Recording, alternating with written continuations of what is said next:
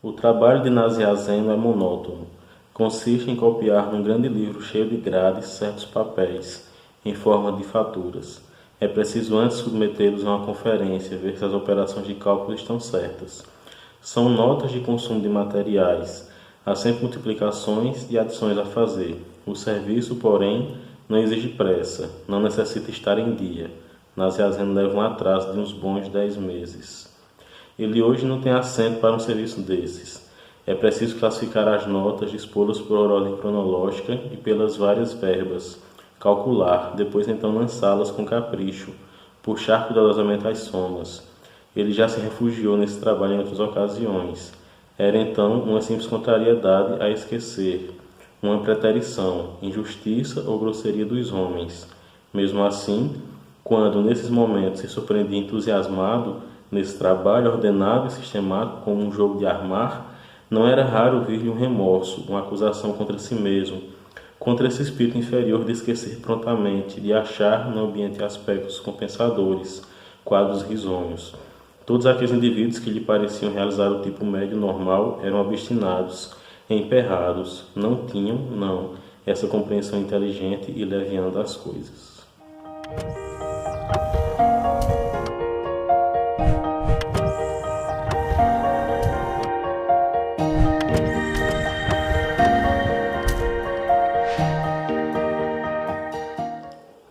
Bem-vindos a mais um Quixotado, o seu programa de literatura.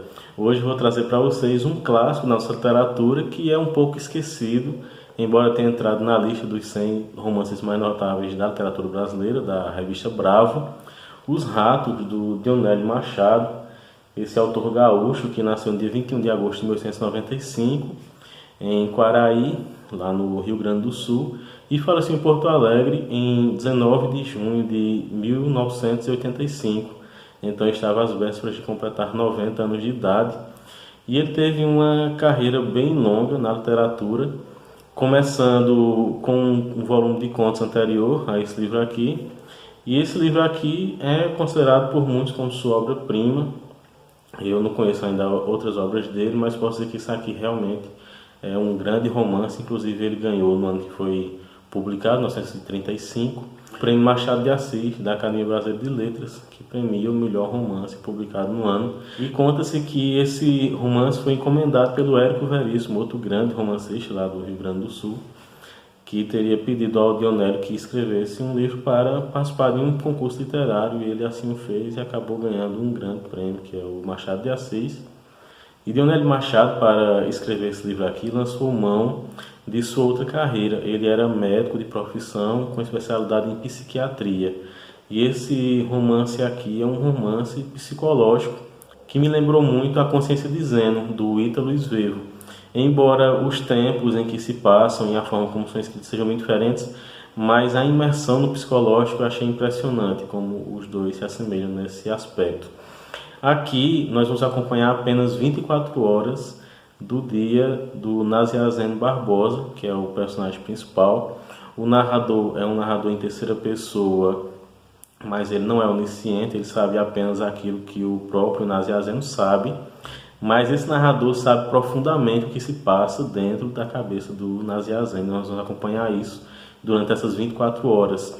E o tempo do romance é um tempo todo psicológico, inclusive pelo fato de que o Nasiah Zeno não tem mais relógio porque ele empenhou o relógio.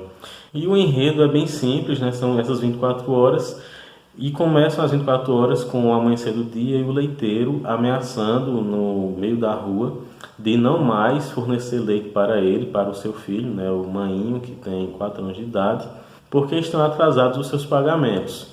E então nós vamos acompanhar a odisseia do Nasiah Zeno para tentar conseguir os 53 contos de réis, que seriam o valor dessa dívida com o leiteiro, para poder manter o fornecimento do leite para a sua casa.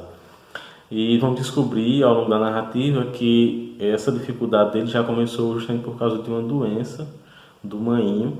E por causa dessa doença ele teve que pedir dinheiro emprestado para fazer consultas médicas, comprar remédios. E a partir daí tudo se desorganizou na vida dessa família, né?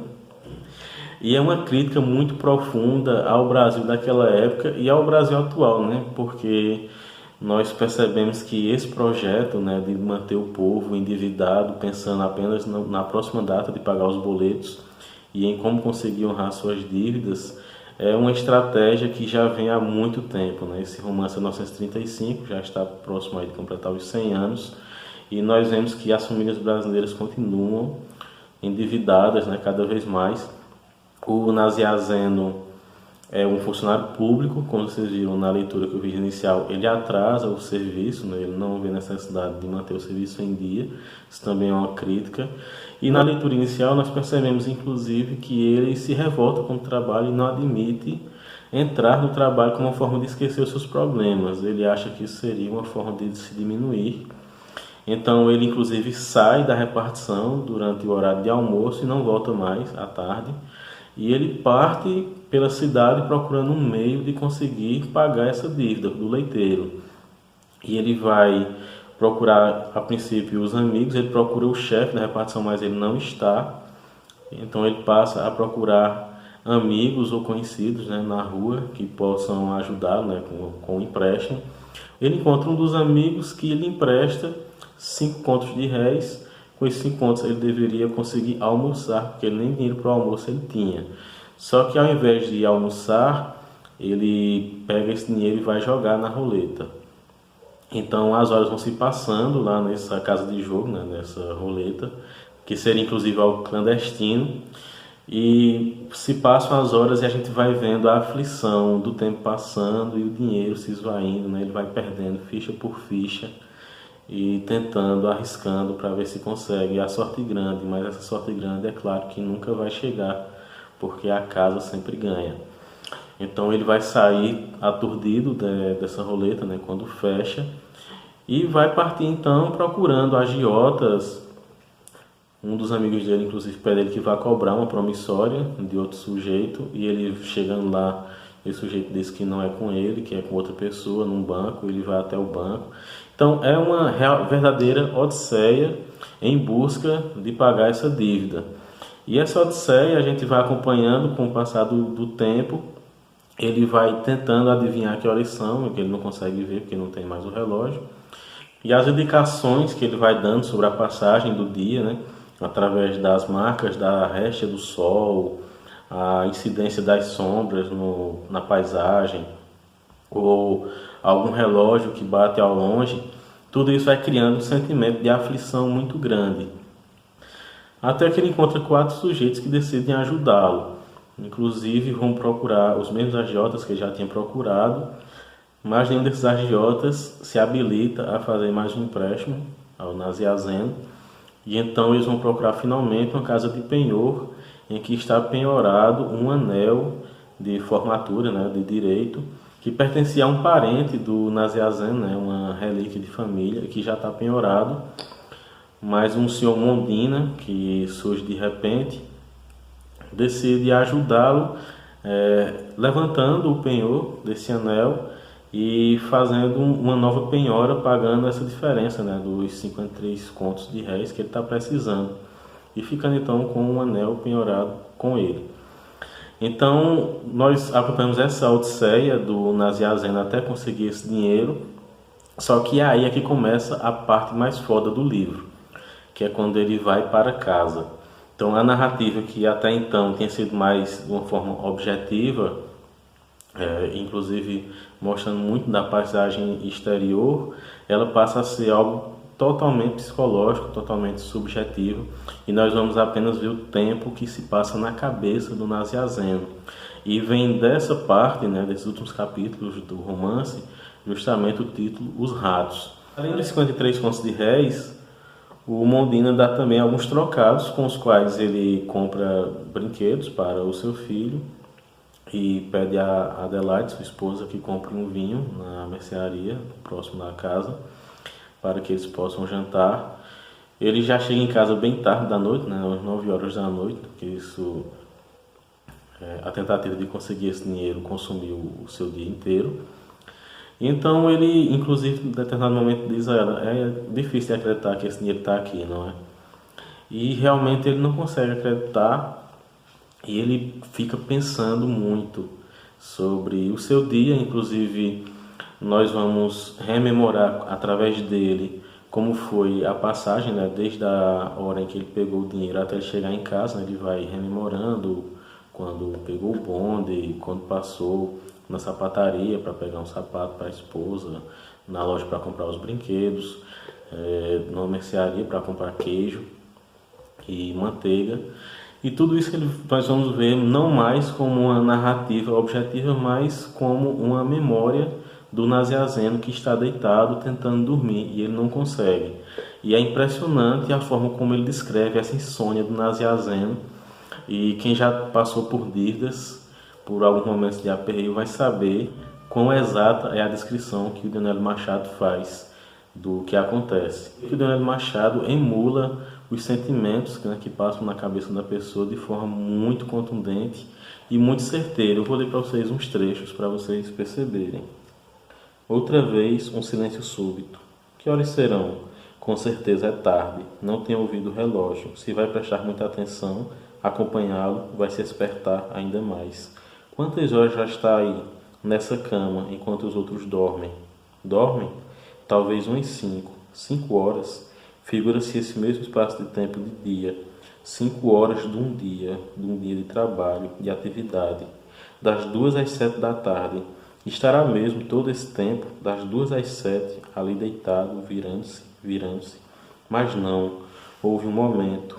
Fora meio se ausentando, uma tonteira na cabeça, um arrastar de todo o corpo, uma vertigem. Depois, um despertar súbito. Quem sabe se não dormiu mesmo aí? Dormiu. Talvez haja dormido. Seria incrível ter passado toda a noite acordado. Não ter havido uma separação entre aquele momento da varanda em que se embalava, olhava o dinheiro, fechava a casa, e esse. O ar tem um chiado, como que feito do conjunto de muitas vozes de insetos. Às vezes é assim como um tinir, a vibração de uma pancada de malho sobre a bigorna. Fica muito tempo esse chiar sonoro, metálico, fininho.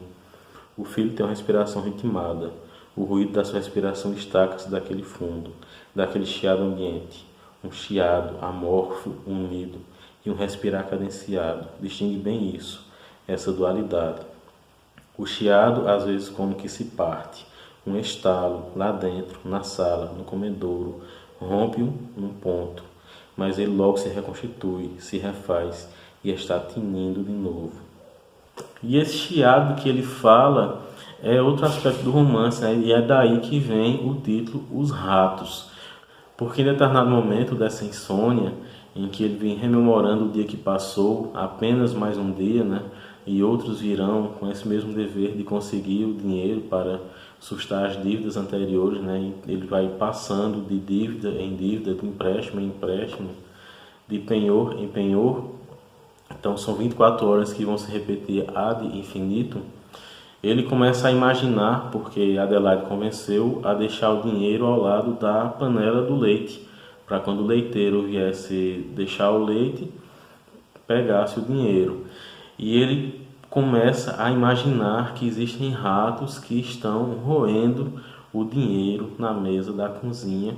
E ao mesmo tempo em que ele se desespera, imaginando que os ratos estejam roendo o dinheiro, levando os pedaços, ele não consegue se levantar da cama para ir verificar. Inclusive, em determinado momento ele pensa, não adianta eu me levantar, eles já levaram o dinheiro, já roeram o dinheiro.